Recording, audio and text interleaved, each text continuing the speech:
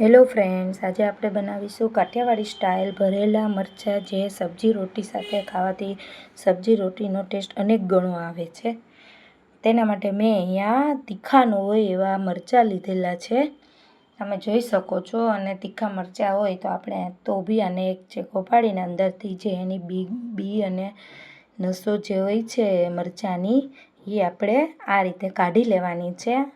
એટલે આપણે આ તીખાશમાં એકદમ મોડા પડી જાય છે આ મરચાં, એટલે ખાઈ ત્યારે તીખા લાગતા નહીં।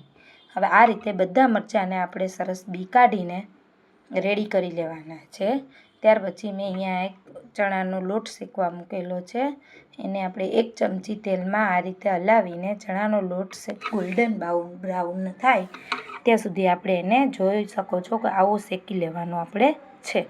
ત્યાર પછી આ મેં ઇન્ગ્રેડિયન્ટ્સ લીધેલા છે જે અંદર ભરવાના મસાલા માટે મરચાંની અંદર, તેના માટે મેં અહીંયા ચણાનો લોટ, મગફળીના બીનો ભૂકો, ધાણા જીરું, મરચું પાવડર, હિંગ, હળદર, મીઠું, લીંબુનો રસ, 2 ચમચી સાકર અને આદુ લસણની પેસ્ટ, આ બધા મસાલાને આપણે અહીંયા બધા મસાલા મિક્સ કરી દેવાના છે એક બાઉલમાં।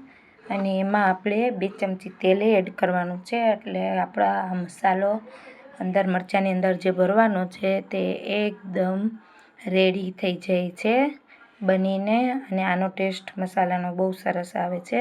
તમે એકવાર આ મસાલો બનાવીને આ રીતે મરચાં ભરજો અને બનાવજો આ રેસીપી, આ બહુ જ ટેસ્ટી લાગે છે અને સબ્જીનો ટેસ્ટ અનેક ગણો વધારી દે છે આ મરચાં આપણે સબ્જી રોટલી જોડે ખાઈએ એટલે। તમે જોઈ શકો છો કે પછી આ મસાલો આપણો રેડી થઈ જાય ત્યાર પછી આપણે આને એક મરચાંની અંદર આ રીતે આપણે બધા મરચાં ભરીને રેડી કરી લેવાના છે। ત્યાર પછી મેં અહીંયા એક કડાઈમાં ગેસ ઉપર પાણી ગરમ કરવા રાખી દીધું છે, તેની ઉપર કાણાવાળું આપણે એક જારી લઈ અને તેની અંદર આપણે આ મરચાંને બધાને 2 મિનિટ માટે કૂક થવા દેવાના છે, એટલે એકદમ કૂક થઈ જશે, સરસ સોફ્ટ થઈ જશે। તમે જોઈ શકો છો કે અહીંયા મેં 2 મિનિટ માટે કૂક કરવા મૂકી દીધા છે અને 2 મિનિટ થઈ ગઈ છે। ત્યાર પછી આપણે જોઈ શકો છો કે સરસ એકદમ સોફ્ટ થઈ ગયા છે, કૂક થઈ ગયા છે આપણા મરચાં। ત્યાર પછી આપણે પાછું ફરી એક કઢાઈમાં તેલ ગરમ કરવા મૂકવાનું છે ગેસ ઉપર। 1 ચમચી તેલ આવી જાય એટલે એમાં રાઈ એડ કરીને હિંગ એડ કરવાની છે, થોડું હલ્દી પાવડર એડ કરીને આપણે જે મરચાંને કૂક કરી લીધેલા છે તે લઈને આપણે તેનો આ રીતે વઘાર કરી દેવાનો છે, એટલે અમારા આ કાઠિયાવાડી સ્ટાઇલ મરચાં બનીને રેડી થઈ જાય છે। આ રેસીપી ફ્રેન્ડ્સ તમે જરૂરથી ટ્રાય કરજો, આ રેસીપી બહુ ટેસ્ટી છે।